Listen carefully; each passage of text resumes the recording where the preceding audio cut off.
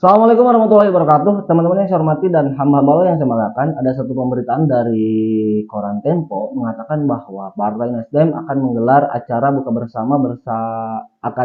bersama di Nasdem Tower pada Sabtu 25 Maret 2023. Ketua Umum Nasdem Surya Paloh serta jajaran fungsionaris DPP Partai Nasdem juga akan mengikuti acara tersebut.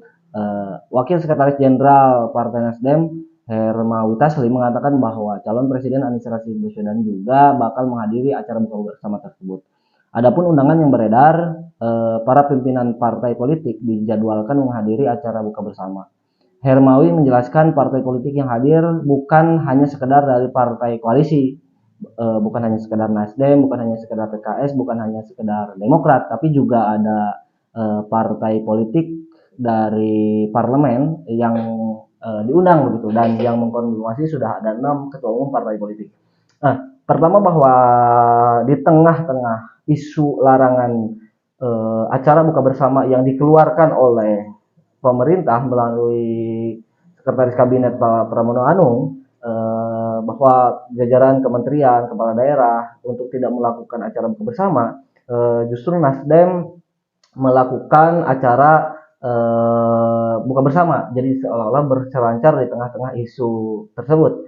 Nah, ini membuktikan bahwa larangan yang diberikan oleh pemerintah memang bukan untuk umum, karena masyarakat, karena Partai Nasdem bagian daripada masyarakat, akhirnya bisa untuk melakukan acara buka bersama. Dan jika 6 ketua umum sudah mengkonfirmasi akan hadir kepada acara tersebut, taruhlah misalnya PKS, Demokrat, Nasdem, kemudian juga Golkar tidak mungkin karena beliau sebagai kabinet dari Pak Jokowi, kemudian juga Partai Gerindra juga tidak mungkin karena beliau juga kabinet dari Pak Jokowi.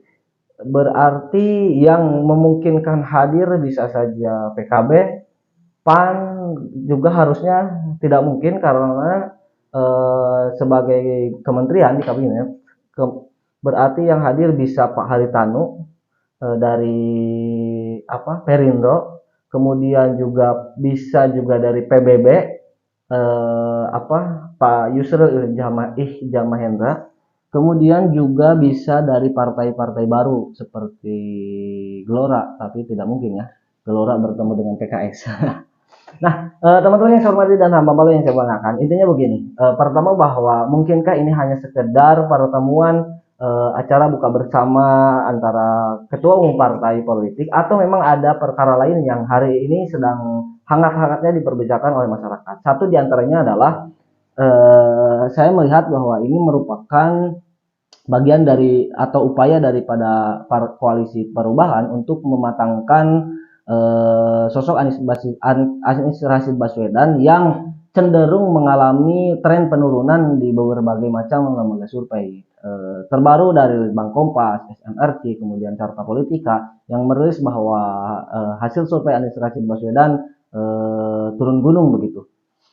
Dan atau juga kemungkinan yang kedua merespon terkait dengan pasca pertemuannya Pak Presiden Joko Widodo dengan Ibu Megawati Soekarno Putri yang digadang-gadang akan memasangkan Pak Prabowo Subianto dengan Pak Ganjar Pranowo yang memiliki elektabilitas yang cukup tinggi pada hari ini.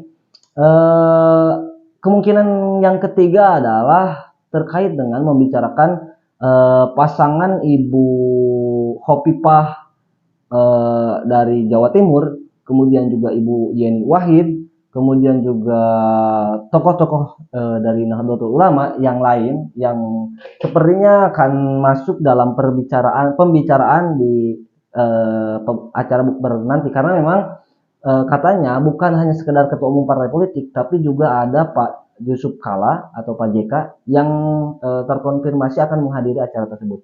Nah, pertanyaannya adalah jika Pak Yusuf Kalla hadir di acara tersebut, mungkinkah ada pembicaraan terkait dengan skema baru yang akan dibuatkan oleh kubu koalisi perubahan untuk melawan Pak Prabowo ataupun juga Pak Ganjar Pranowo. Dan jika betul nanti skema itu terbentuk, maka menurut saya bukan hal yang tidak mungkin ketika nama yang muncul adalah Pak Kiai Haji Akil Siroj begitu. Nah, kenapa demikian? Karena kita tahu beberapa waktu belakangan para analis politik mengatakan bahwa kelemahan Anies Rashid Baswedan itu di wilayah Jawa Tengah, Jawa Timur, serta wilayah-wilayah yang secara basis teritori itu diduduki oleh warga Nahdien atau warga NU. Nah, sepertinya ketika kemarin melihat pertemuan antara Pak Anies Rashid Baswedan dengan Pak Kiai Haji Akil Siroj, itu merupakan bagian daripada radar untuk mempertimbangkan apakah Pak Kiai Haji Akil Siroj mampu menjadi sosok yang mewakili kaum Nahdlatul Ulama, merepresentasikan untuk membangkitkan daya dongkrak elektabilitas Anies Rashid Baswedan, atau tidak akan ada pengaruhnya seperti itu. Dan ini kita akan lihat trennya beberapa minggu ke depan, apakah dari pertemuan ini akan menghasilkan satu informasi yang memberikan edukasi ataupun juga memberikan daya dongkrak juga bagi Anies Rashid Baswedan, atau malah semakin turun gunung elektabilitas Anies dan juga koalisi perubahan. Saya kira itu teman-teman yang bisa saya sampaikan di acara 10 hari bulan Ramadan ini, berarti terhitung awal bulan Ramadan ini. Sepertinya partai politik yang melaksanakan buka bersama baru kubu koalisi perubahan, karena partai yang lain tidak mungkin karena masuk dalam jajaran kabinet yang dilarang untuk melakukan buka bersama oleh Pak Joko Widodo. Mungkin di 10 hari terakhir atau 10 hari kedua pertengahan bulan Ramadan mereka bisa melakukan buka bersama mengatasnamakan pribadi ataupun juga mengatasnamakan partai politik. Walau alam, yang jelas buka bersama partai politik yang dilakukan pertama hari ini hanya ada di kubu partai koalisi partai perubahan begitu. Itu teman-teman yang bisa saya sampaikan. Mohon maaf atas segala kekurangan. Hasbunallah wa ni'mal wakil. Assalamualaikum warahmatullahi wabarakatuh.